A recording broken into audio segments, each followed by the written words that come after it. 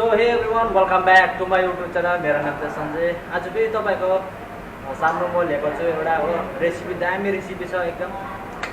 आज चाहिँ मैले डम्पलिङ बनाउनु जानेको, कुनाफा डम्पलिङ। यो चाहिँ हो हाम्रो रेसिपीहरू देख्न सक्नुहुन्छ। Recipe onion chop, coriander chop, chilli chop, ginger chop, अन्त हाम्रोमा छ यहाँ चिकन चप है। यो चाहिँ लेग चिकन हो।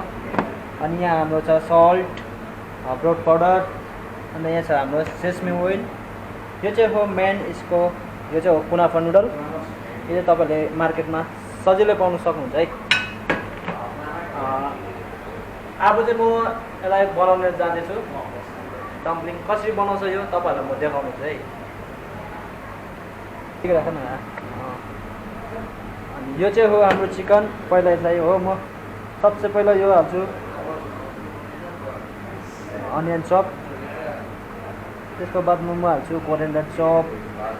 यो चाहिँ स्पाइसीको लागि है, तपाईँहरूले चिल्ली चप हाल्नु सक्छ। अन्त यो चाहिँ जिन्जर, यो चाहिँ जिन्जर एकदम दामी फ्लेभर हुन्छ है जिन्जर लाउन। अन्त यहाँ चाहिँ हाम्रो सल्ट हो। अन्त यो चाहिँ हाम्रो एरोमेटिक पाउडर हो। तपाईँहरूले घरमा राम्ररी बनाएर खान सक्नुहुन्छ। यो चाहिँ हो हाम्रो सेसमी ओइल। यो चाहिँ एकदम फ्लेभर दिन्छ है, फ्लेभर। अनि यसलाई चाहिँ मजाले मिक्स गर्नुपर्छ, एकदम मिक्स क्या। देख्न सक्नुहुन्छ मिक्स चाहिँ यसरी गर्नुपर्छ है।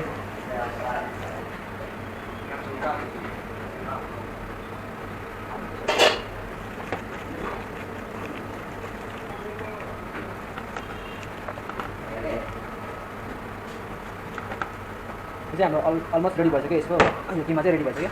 अब म यसलाई कसरी बनाउँछ म त्यो देखाउनेछु।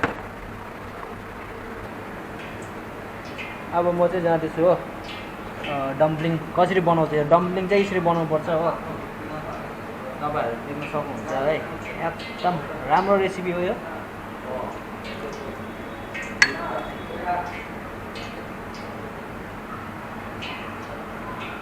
यसलाई यसरी राख्ने हो।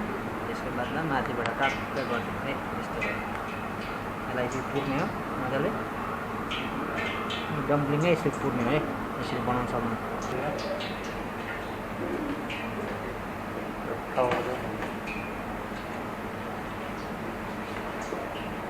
चाहिँ प्लेटमा राख्नुपर्छ है। यसलाई चाहिँ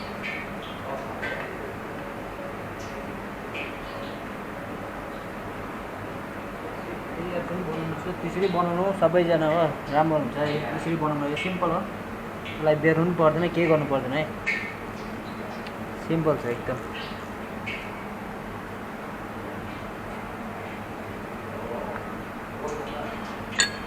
यसलाई खालि यस्तो यसलाई फ्ल्याट पल्टाउने बस है। तपाईँहरूले गर्न सक्नुहुन्छ। एकदम दामी छ रेसिपी, एकदम दामी छ। घरमा बनाएर खान सक्नुहुन्छ है, दामी भन्दा दामी छ रेसिपी एकदम। बुझ्यो? यस्तो माथिबाट यो चिकनमा चाहिँ यसरी चप्किनु पऱ्यो है, नत्र कि बादमा यो ओइल छोड्छ क्या।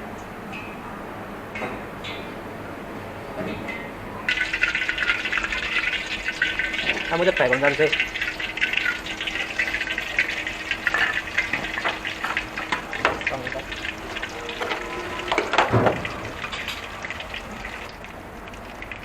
देख्न सक्नुहुन्छ तपाईँहरूले, यो चाहिँ टङले गर्नुपर्छ है तपाईँहरूले एकदम, नत्र यो नुडल पुरा फिजिन्छ क्या। त्यही भएर स्लोमा गर्ने यो चाहिँ खालि घरमा बनाएर खानुको लागि मात्रै है यो तपाईँहरूले। त्यही भएर मात्रै मैले बनाएको आजको डिस।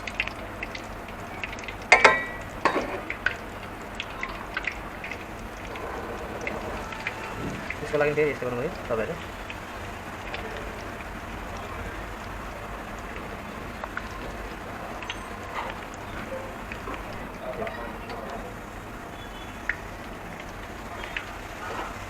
एकदम दामी रेसिपी छ, तपाईँले घरमा पनि बनाएर खानु सक्नुहुन्छ है।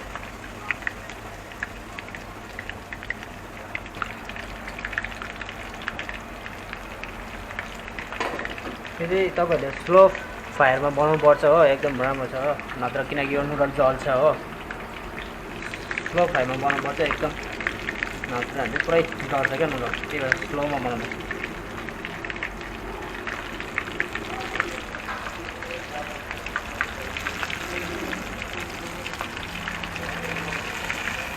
चाहिँ हुनु आँट्यो हो, तर अब राम्रो भएको छैन, अलिक हल्का ब्राउन हुनु पऱ्यो, दामी हुन्छ ल।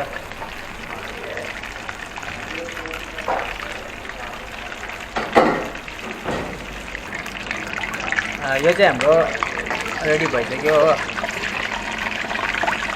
तपाईँले देख्न सक्नुहुन्छ। यस्तो एकदम गोल्डन फ्राईवाला हुनु पऱ्यो है, एकदम दामी गोल्डन फ्राई।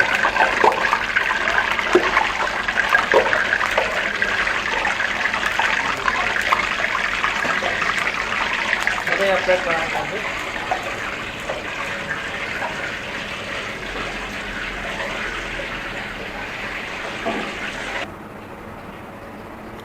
अब म चाहिँ यसमा प्लेटिङ गर्नु जाँदैछु हो।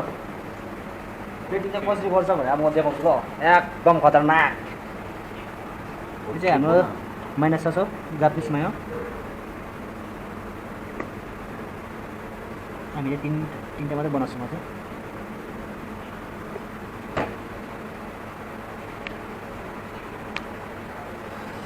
यो चाहिँ हो हाम्रो, यसरी गर्नुपर्छ है प्लेटिङ भनेपछि चाहिँ केटा हो। एकदम दामी छ ल। यो चाहिँ कुनाफा नुडल,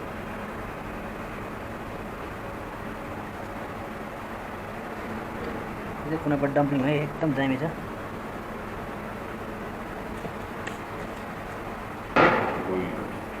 यो चाहिँ हाम्रो बिटरुट गार्निसिङ है, एकदम दामी छ।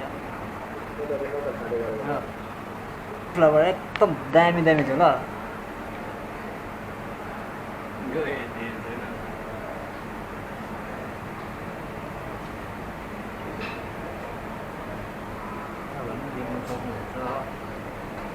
यसरी बनाउनु सबैजनाले हो।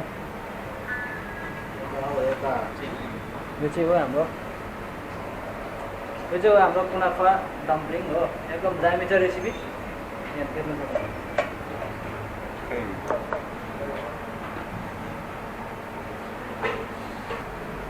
यो चाहिँ हो हाम्रो कुनाफा डम्पलिङ, एकदम दामी छ, दामी रेसिपी छ हो। म तपाईँहरूलाई यसको मेन्सन गरिदिनेछु, एकदम राम्रो छ हो।